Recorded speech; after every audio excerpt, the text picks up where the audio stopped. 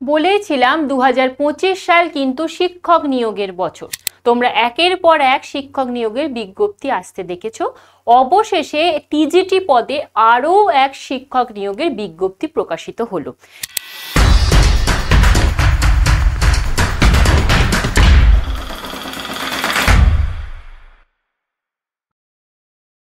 যেখানে শূন্য পদ থাকছে তোমরা দেখতেই পাচ্ছ 5346টি।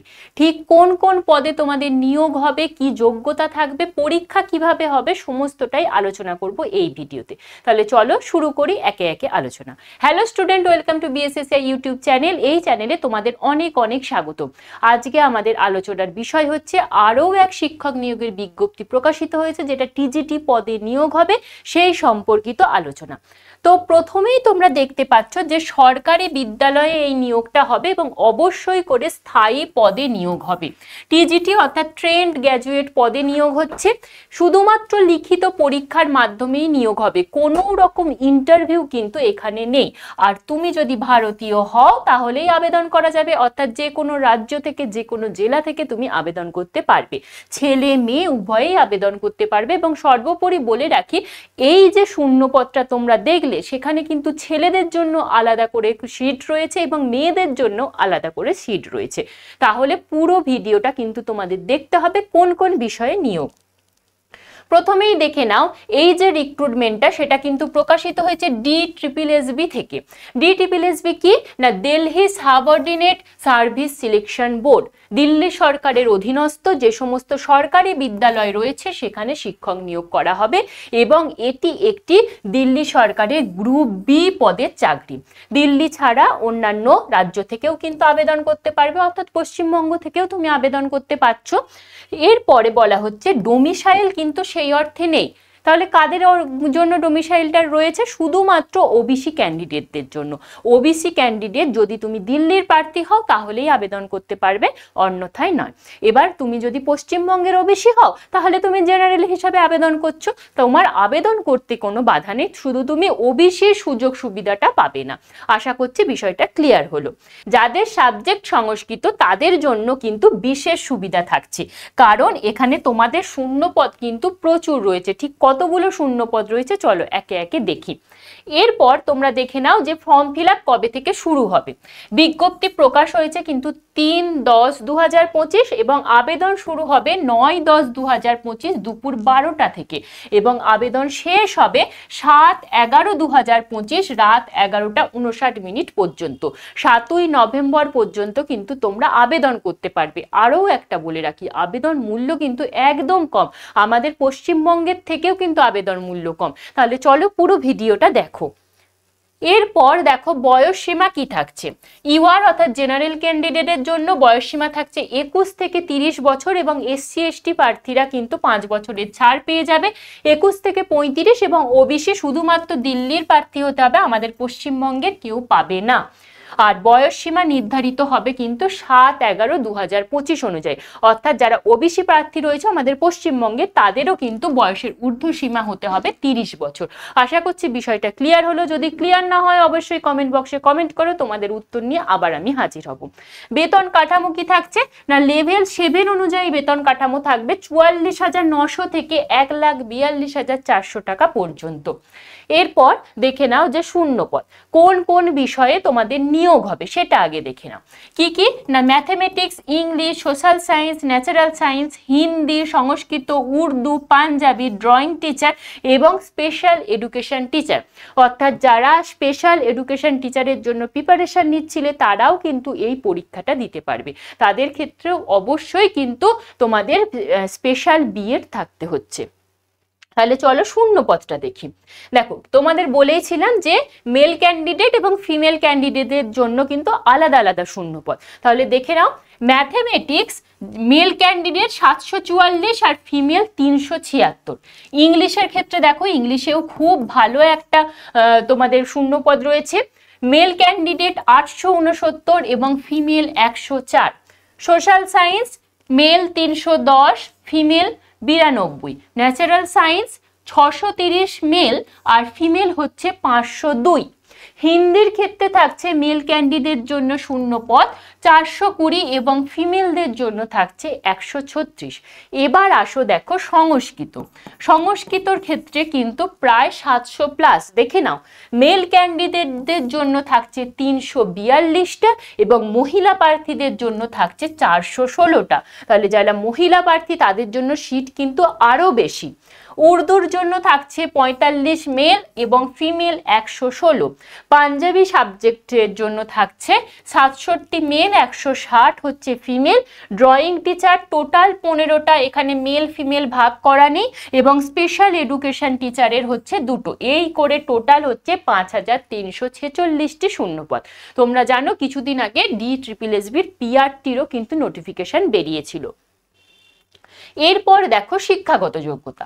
প্রথম শিক্ষাগত যোগ্যতা হচ্ছে সরকার স্বীকৃত যে কোনো বিশ্ববিদ্যালয় থেকে ন্যূনতম 50% নম্বর সহ স্নাতক বা স্নাতকোত্তর ডিগ্রি থাকতে হবে। অর্থাৎ গ্র্যাজুয়েশন বা পোস্ট গ্র্যাজুয়েশন যে কোনো একটাতে যদি তোমার 50% মার্কস থাকে তাহলেই তুমি আবেদন করতে পারছো। পরবর্তী হচ্ছে তোমাকে অবশ্যই বিএড ডিগ্রি থাকতে হবে। আর থার্ড হচ্ছে তোমার CTET পেপার 2 কিন্তু পাশ করে থাকতে হচ্ছে। তাহলে প্রথম হচ্ছে CTET পেপার 2, প্রথম হচ্ছে মাস্টার্স বা গ্র্যাজুয়েশনে তোমার 50% মার্কস, সাথে বিএড, এবং অবশ্যই কিন্তু তোমাদের CTET পাস করে থাকতে হচ্ছে। তাহলে তোমরা বুঝতে পারছো যে তোমাদের CTET পাস করাটা আজকের দিনে ঠিক কতটা জরুরি। যাদের এখনো পর্যন্ত CTET পাস করা নেই তারা অবশ্যই নেক্সট যে CTET এর ফর্ম বেরোতে চলেছে সেটাতে কিন্তু অবশ্যই ফর্ম ফিল আপ করে CTET পাস করে নাও। একটা নিজের সার্টিফিকেট থাকলে তোমরা কিন্তু দেখতে পেলে EMRS, বিহার স্টেট, তারপর তোমার মানে BPSC, এছাড়া KVS, NVS এবং এই DTPSBর মতো চাকরির পরীক্ষাগুলোতেও কিন্তু তোমরা বসতে পারবে। তাহলে পরবর্তীতে যাই। এবার দেখে নাও তোমাদের সাবজেক্ট কম্বিনেশন কি থাকছে। শিক্ষাগত যোগ্যতা তো তোমরা দেখলে। এবার দেখো ওখানে যে ন্যাচারাল সায়েন্স রয়েছে, তার মানে সায়েন্স টিচার, সেই ক্ষেত্রে তোমার কিন্তু physics, chemistry, biology, botany, zoology, anthropology, life science, electronics, biotechnology, microbiology, applied science, geology, যে কোনো একটা বিষয় যদি তুমি পড়ে থাকো তাহলেই তুমি ন্যাচারাল সায়েন্স টিচার হিসাবে তুমি নিযুক্ত হতে পারবে। তারপর হচ্ছে সোশ্যাল সায়েন্স। সোশ্যাল সায়েন্সের ক্ষেত্রে history, geography, political science, geography, তারপর তোমার হচ্ছে economics, sociology, business studies, statistics, এর মধ্যে যে কোনো একটা বিষয় তুমি যদি স্নাতক স্তরে বা স্নাতকোত্তর স্তরে পড়ে থাকো তাহলে কিন্তু তুমি সোশ্যাল সায়েন্স টিচার হিসাবে অ্যাপ্লাই করতে পারছো। বাকি হচ্ছে ম্যাথ, ইংলিশ, সংস্কৃত, উর্দু, এই সাবজেক্টগুলোর জন্য তোমার গ্র্যাজুয়েশনে 3 বছরে ম্যাথ বা ওই সাবজেক্টগুলো পড়ে থাকতে হবে, কিংবা তুমি যদি মাস্টার্স করে থাকো ওই সাবজেক্টে তাহলেই তুমি অ্যাপ্লাই করতে পারছো। আশা করছি বুঝতে পারা গেল বিষয়টা। নির্বাচন পদ্ধতি শুধুমাত্র লিখিত পরীক্ষার মাধ্যমে নিয়োগ হবে, প্রথমেই বললাম, এবং একটি ধাপেই কিন্তু লিখিত পরীক্ষা হবে, কোনো ইন্টারভিউ নেই। এবার একটা ধাপ হবে কিন্তু তার 2টো সেকশন থাকবে। MCQ টাইপ প্রশ্ন হবে, নেগেটিভ মার্ক আছে 0.25 প্রতি প্রশ্ন ভুলে, অর্থাৎ একটা প্রশ্ন ভুল করলে কিন্তু 0.25 নাম্বার তোমার কাটা যাবে। প্রশ্নের ভাষা হিন্দি এবং ইংরেজি, এবং বাকি ল্যাঙ্গুয়েজগুলোর ভাষা সেই ল্যাঙ্গুয়েজ অনুযায়ী হবে। সংস্কৃতের প্রশ্ন সংস্কৃতেই হবে। আশা করছি বুঝতে পারলে। লিখিত পরীক্ষার নম্বরের ভিত্তিতে কিন্তু চূড়ান্ত মেধা তালিকা প্রকাশিত হবে, অর্থাৎ একটাই পরীক্ষা দেবে, সেই পরীক্ষাতে তোমার যে নাম্বার থাকবে সেই অনুযায়ী তোমার কিন্তু নিয়োগ হয়ে যাবে। কোনো টায়ার 2 নেই, ইন্টারভিউ নেই, কিচ্ছু নেই, একদম সহজ একটা পরীক্ষা পদ্ধতি। এরপর দেখে নাও যে পরীক্ষা পদ্ধতি, অর্থাৎ 2টো সেকশন বললাম, সেকশন A, সেকশন B, এবং কোন কতগুলো বিষয় থাকে, কটা নাম্বার থাকে, সমস্ত বিষয়টা দেখে নাও। দেখো প্রথমে সেকশন A। সেকশন A তে কি কি থাকে না, জেনারেল অ্যাওয়ারনেস, GI আর রিজনিং, ম্যাথ, হিন্দি, ইংলিশ, এই করে টোটাল 100 নাম্বারের পরীক্ষা হবে। প্রশ্নের সংখ্যা 20টা এবং নম্বরও 20, অর্থাৎ প্রত্যেকটা প্রশ্ন কিন্তু 1 নম্বর করে। আর একটা 100 নাম্বারের পরীক্ষা হবে যেটা সেকশন B, সেটা হচ্ছে তোমার সাবজেক্ট থাকবে আর তার সাথে থাকবে টিচিং মেথোডোলজি, অর্থাৎ তোমার বিএড পোর্শনে যে বিষয়গুলো পড়ে এসেছো সেগুলো থেকে 100 নাম্বারের প্রশ্ন থাকবে। এই করে টোটাল তোমার 200 নাম্বারের একটা পরীক্ষা হবে এবং সময় থাকবে 2 ঘন্টা। তাহলে বুঝতে পারছো যে পরীক্ষা পদ্ধতিটা ঠিক কেমন হয়। এই 200 নাম্বারে তোমার যে নাম্বারটা আসবে সেই অনুযায়ী প্যানেল প্রকাশিত হবে এবং তোমার নিয়োগ হয়ে যাবে। একদম কিন্তু শর্টকাট একটা পরীক্ষা পদ্ধতি। আশা করছি ক্লিয়ার হলো। যদি ক্লিয়ার না হয় অবশ্যই কিন্তু কমেন্ট বক্সে কমেন্ট করো। এরপর হচ্ছে আবেদন পদ্ধতি।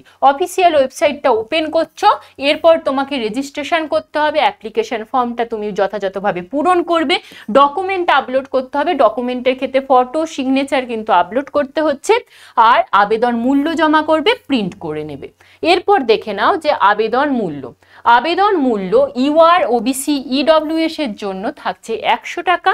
এসসি, এসটি এবং ফিমেল ক্যান্ডিডেটদের কোনো আবেদন মূল্য নেই, অর্থাৎ তুমি যদি মহিলা প্রার্থী হয়ে থাকো তোমার কোনো রূপ আবেদন মূল্য লাগছে না। আশা করছি পুরো বিষয়টা ক্লিয়ার হলো। আবেদন লিঙ্ক আমি এখানে দিয়ে রেখেছি, প্রয়োজনে স্ক্রিনশট তুলে রাখতে পারো কিংবা কমেন্ট বক্সে কমেন্ট করো, আবেদন লিঙ্ক আমি সেখানে প্রোভাইড করে দেবো, তোমরা ঝটপট আবেদন করে নিও। এছাড়াও যদি তোমাদের কোনো প্রশ্ন থাকে অবশ্যই কমেন্ট বক্সে কমেন্ট করো, তোমাদের সমস্ত সমাধান নিয়ে হাজির হব। তো ঝটপট কিন্তু আবেদন করে ফেলো। মনে রেখো লাস্ট ডেট কিন্তু 7ই নভেম্বর, বেশি দিন বাকি নেই। তাই বলছি মাঝে অনেক পুজো আছে, তো ডিলেমি করো না। যারা চাইছো ফর্মটা ফিল আপ করতে তারা কিন্তু খুব তাড়াতাড়ি ফর্মটা ফিল আপ করে নাও, পরীক্ষার প্রস্তুতি বজায় রেখো। Thank you.